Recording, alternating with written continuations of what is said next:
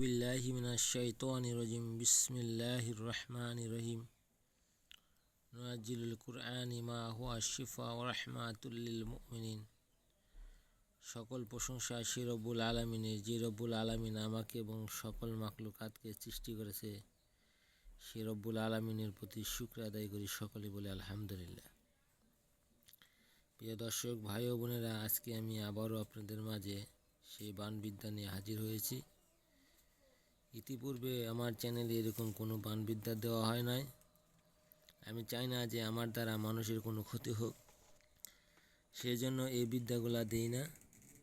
এই বিদ্যাগুলা এক ভাই কমেন্ট করেছে এবং এই বিদ্যা সে ফোনের মাধ্যমে চেয়েছে, তাই আজকে তাকে এই বিদ্যাগুলা দিচ্ছি, যাতে এই বিদ্যার মাধ্যমে সে তার শত্রুকে শায়েস্তা করতে পারে, শত্রুকে সাজা দিতে পারে। শত্রু যেন বুঝে যে আমি একাই শত্রুপানা করি না, আমারও উপরে বাপ রয়েছে। শত্রুপানা তারাও করতে পারে, তারাও মানুষকে সাজা দিতে পারে। তাই ওই সকল শত্রুকে আমি বলবো, মানুষের খারাপ কাজ থেকে বেরিয়ে এসেন, ভালো কাজের দিকে অগ্রসর হন এবং মানুষকে সুস্থির দেন, যাতে মানুষের সাথে খারাপ আচরণ বা খারাপ কাজ না করেন। আর যারা এই কাজটি করবেন, অবশ্যই জেনে বুঝে কাজটি করার চেষ্টা করবেন।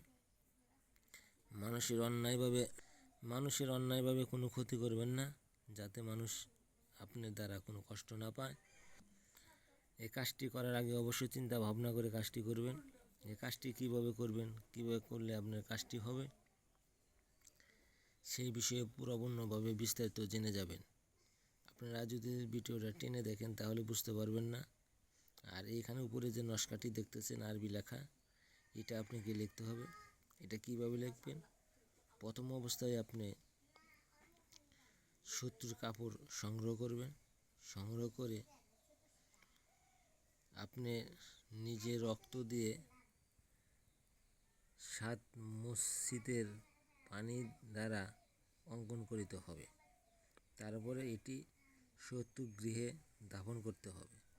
আমি যে নকশাটি এখানে আপনাদেরকে দেখালাম, আমি এক শিশুকে এই মন্ত্রগুলো লিখে দিচ্ছি, সে কাজ করবে বা সে আমার কাছে শিখতেছে। সেইখান থেকে আপনাদেরকে এই তদবিরটি তুলে ভিডিও করে আপনাদেরকে দেখাইলাম, যাতে এই তদবিরটি আপনারা সহজভাবে করতে পারেন।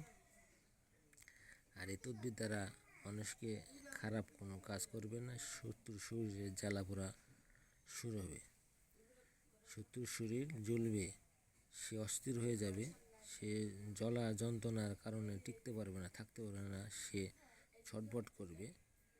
আমি চাই না একজন মুসলমান হয়ে আরেকজন মুসলমানে এরকমভাবে আপনারা সাজা দেন বা কষ্ট দেন। যারা মুসলমান হয়েও মানুষের ক্ষতি করে বেড়ায়, মানুষের ভালো চায় না, তাদের শায়েস্তা করার জন্য এই তদবির কিন্তু হাতে কোনো খারাপ কাজে ব্যবহার করা যাবে না। আমি যে বাণবিদ্যার তদবিরগুলো দিয়েছি, যদি এর মধ্যে থেকে কোনো তদবিরের মাধ্যমে, বাণবিদ্যার মাধ্যমে মানুষকে ক্ষতি করেন বা ক্ষতি করতে গিয়ে নিজের ক্ষতি ডেকে আনেন, তাহলে এই চ্যানেলের পক্ষ থেকে কোনো দায় বহন করা হবে না। এবং কাজ করার আগে অবশ্যই আমার সাথে পরামর্শ করে, ফোন দিয়ে যোগাযোগ করে তারপরে কাজটি করার চেষ্টা করবেন। আশা করি আমার কথাগুলো সকলেই বুঝতে পারছেন।